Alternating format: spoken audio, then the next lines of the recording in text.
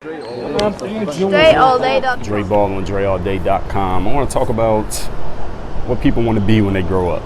And this is something that is a new study that I saw come out, at least according to somebody who posted this on social media. Who knows the actual raw data of these studies, but it's a good conversation either way, even if it's not even real. So before we even get into it, I'm gonna tell you how to get this book, The Mirror of Motivation, for free at the end of this video, so stick around. I'll tell you how to get this book. Yes, the physical book. I will ship it to you wherever you are.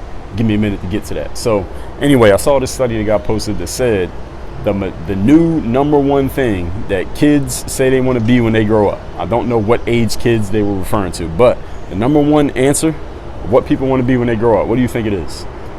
The answer is a YouTuber. People want to be YouTubers or influencers. Let's just say YouTuber, because a lot of influencers have a YouTube channel, even if they're on Twitter, Instagram, TikTok, whatever. YouTube is like one of the main homes. YouTube's like the new TV show. So it's like being a TV star, but on YouTube, on the internet, on the computer now.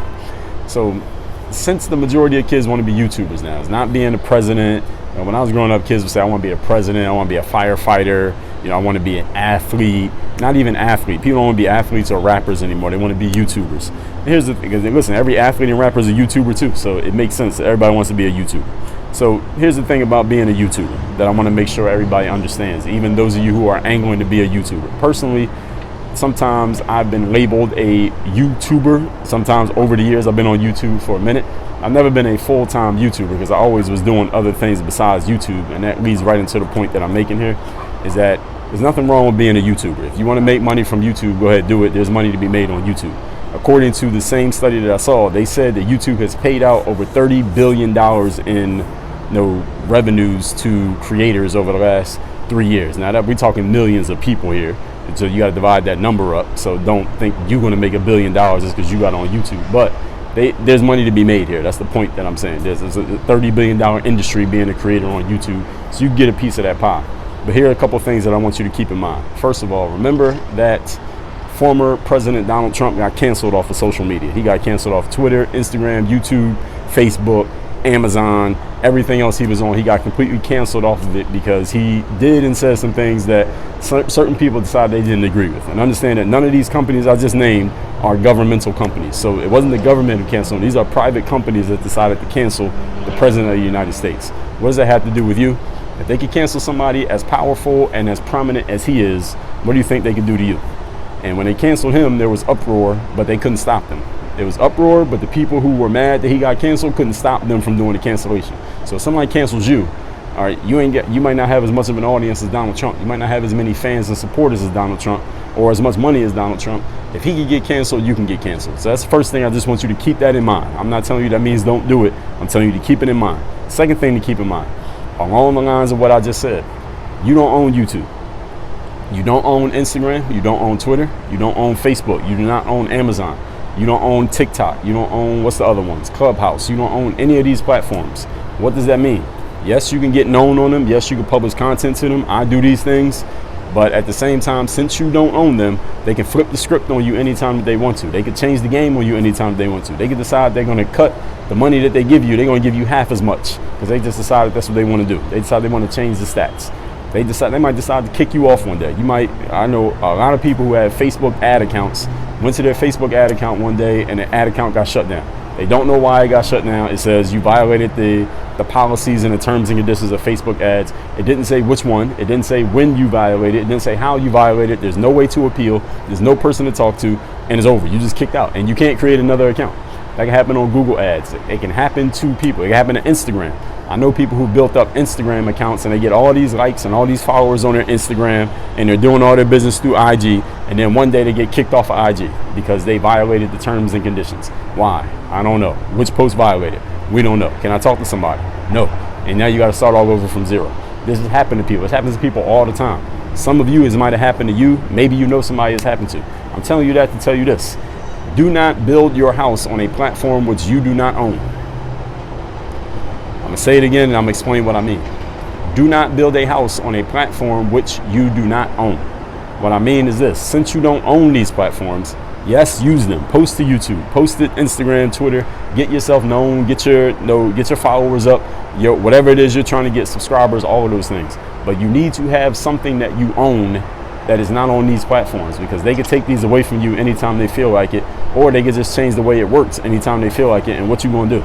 If your whole business is based on that, if the way you eat, the way you pay your bills, and the way you feed your family is based on an Instagram account, and then Instagram deletes your account, what you gonna do? You should have an answer to that question. If you don't have an answer to that question, then you shouldn't build your house on sand. All right, YouTube, Instagram, Twitter, Facebook, TikTok, these are sand, meaning they can just pull it out from under your feet whenever they feel like. A wave could come by and knock down your whole sand castle. So use these platforms, but you also have to have a platform that you own. So for somebody like me who's in digital marketing, having an email list, having your own web platforms like a website or sales funnels, multiple websites, multiple sales funnels, ways that you can contact your audience directly without going through YouTube or Instagram or Twitter or Facebook, like having an email list, like having people's phone numbers. Like when I tell y'all to text me, all right, now I have direct contact with you. So YouTube can't stop me from doing that. Even if they delete my channel, delete all my social media, I still got my email list, I still got my customer list, I still got my websites, I still have my sales funnels, I still got people's contact information. I don't need these platforms. I like having them, but if they kick me off, I can still do my thing. And that's really important if you call yourself a business person. If you want to call yourself an entrepreneur, and especially if you want to call yourself an owner. If you're an owner, it means you have to own something.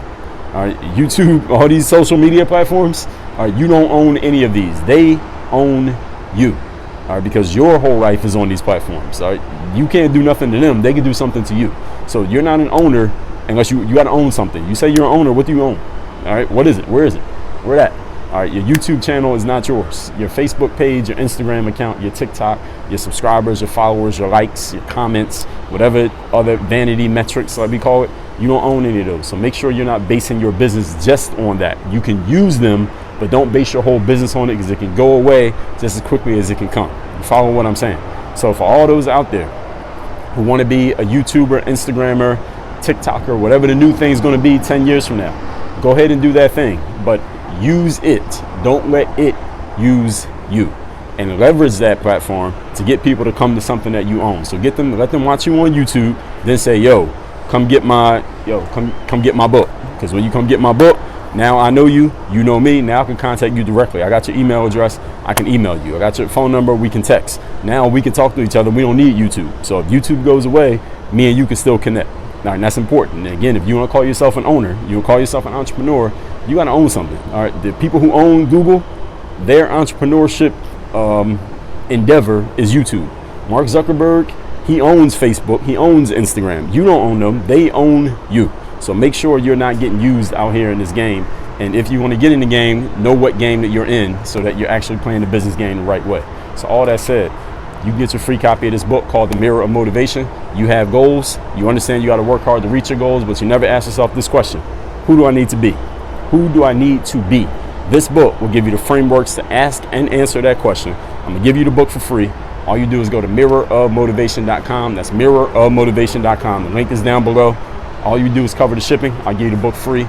And again, my number, 305-384-6894. Again, 305-384-6894. Send me a text. Tell me the most valuable insight you got from this video, and work on your game. Dre all day. We out of here.